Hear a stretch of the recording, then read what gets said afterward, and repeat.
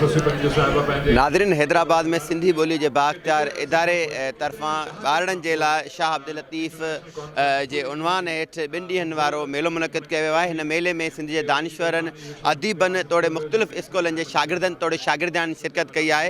हिन मेले में शरीक मुख़्तलिफ़ मुक़ररनि तोड़े शागिर्दनि तोड़े शागिर्दियाणनि सां ॻाल्हि ॿोल कंदासीं त उन्हनि जो छा चवणु आहे।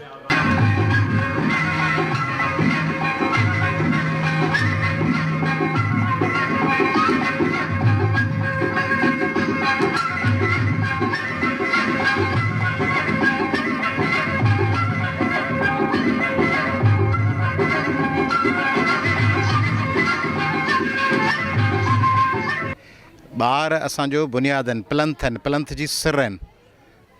उहो ज़रो आहे जंहिंमां आफ़्ताब ठहिणो आहे, उहा बूंद आहे जंहिंमां समुंड ठहिणो आहे। उहा बूंद ई जेकॾहिं प्रॉपरली तयारु न हूंदी, महफ़ूज़। ॿार असांजो बुनियाद आहिनि, प्लंथ आहिनि, प्लंथ जी सिर आहिनि। उहो ज़रो आहे जंहिंमां आफ़्ताब ठहिणो आहे, उहा बूंद आहे जंहिंमां समुंड ठहिणो आहे।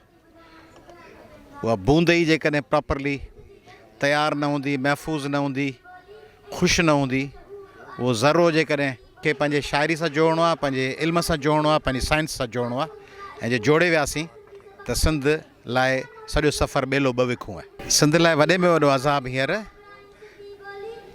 हिकिड़ो त आहे सिंध दुश्मननि जा हमला, पंहिंजे वहदत ते, पंहिंजे वसीलनि ते, पंहिंजे पाणीअ ते, पंहिंजे ज़मीनुनि ते। ओॾो ई वॾो हमिलो आहे पंहिंजे माण्हुनि जे अणॼाणाई ऐं लाइल्मी ते, जॾहिं तालीम कमज़ोर आहे, मेरिट कमज़ोर आहे। ओॾो ई वॾो हमिलो आहे मंशात।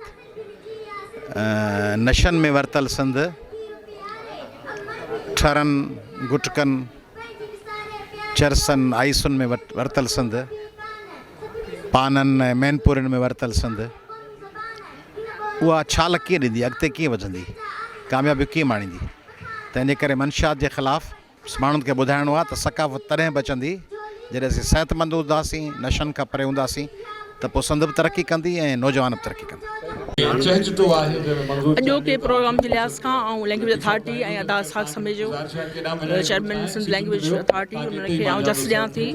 शाह लतीफ़ जे हवाले सां मुंहिंजे ख़्याल में जेके नौजवाननि खे, ॿारनि खे जेतिरी अवेयरनेस आहे ऐं हीअ वक़्त जी ज़रूरत आहे त उन्हनि अहिड़ा प्रोग्राम ऐं जेकॾहिं उन जे बैकग्राउंड में गवर्नमेंट जूं एफर्ट्स आहिनि त सुठी ॻाल्हि आहे, इनखे एप्रिशिएट करणु खपे।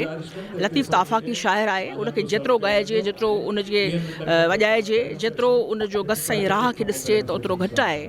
त असीं सम्झूं था त असीं, ऐं आउं ख़ुशी बि महसूसु कयां त शाह लतीफ़ जिते ॿोली जी ॻाल्हि थिए पई, जिते तहज़ीब जी ॻाल्हि थिए पई, जे सिंध जी ॻाल्हि थिए पई, सिंध जे वैधानियत जी ॻाल्हि थिए पई, त ऐं लतीफ़ जे उन लेसन जी, उन सबक़ जी, उन गस जी, पैगाम जी ॻाल्हि थिए पई, असीं उन हर प्रोग्राम में ईंदे इलाही ख़ुशी महसूसु कयूं था। ऐं आउं लैंग्वेज अथॉरिटी खे ऐं अदा साख समें खे, उनजी पूरी टीम खे आउं मुबारकबाद ॾियां थी।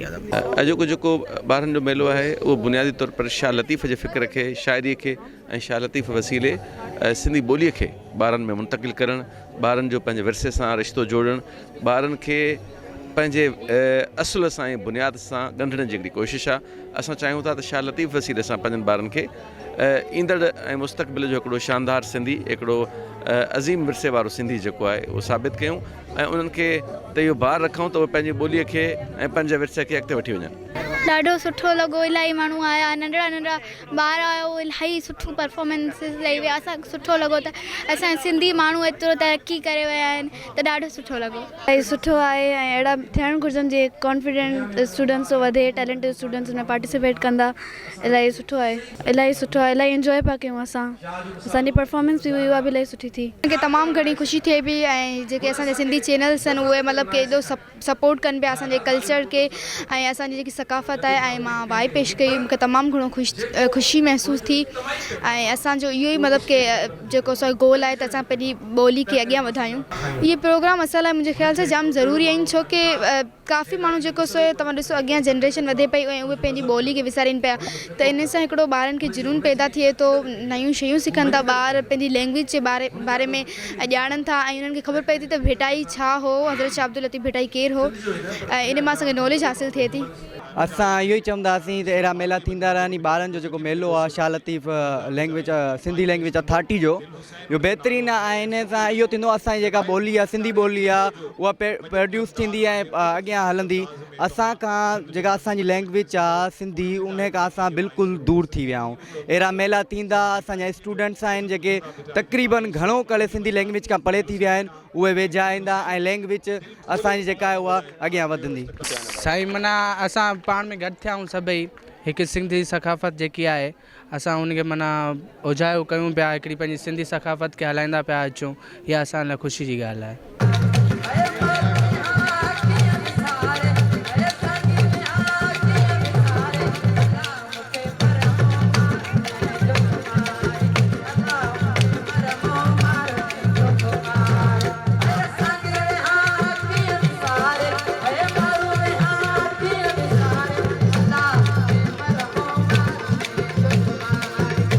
मेले में शरीक मुख़्तलिफ़ मुक़ररनि शागिर्दनि तोड़े शागिर्दाणनि जो चवणु आहे त अहिड़ा प्रोग्राम मुनक़िद थियणु खपनि त जीअं शाह अब्दुल लतीफ़ भिटाई जे पैगाम ऐं उनजो जेको आहे उन सां उहो रोशनास थियनि ऐं जॾहिं त मुख़्तलिफ़ जेके शागिर्द आहिनि उनजो इहो बि चवणु आहे त अहिड़नि प्रोग्रामनि सां उनखे सिंधी ॿोली बाबति ॼाण मिलण सां गॾु उनजी ज़हनी नशो नुमा पिणु थिए थी कैमरामैन इजाज़ खुशू सां गॾु अब्दुल रसूल चांडियो मेहरान TV हैदराबाद।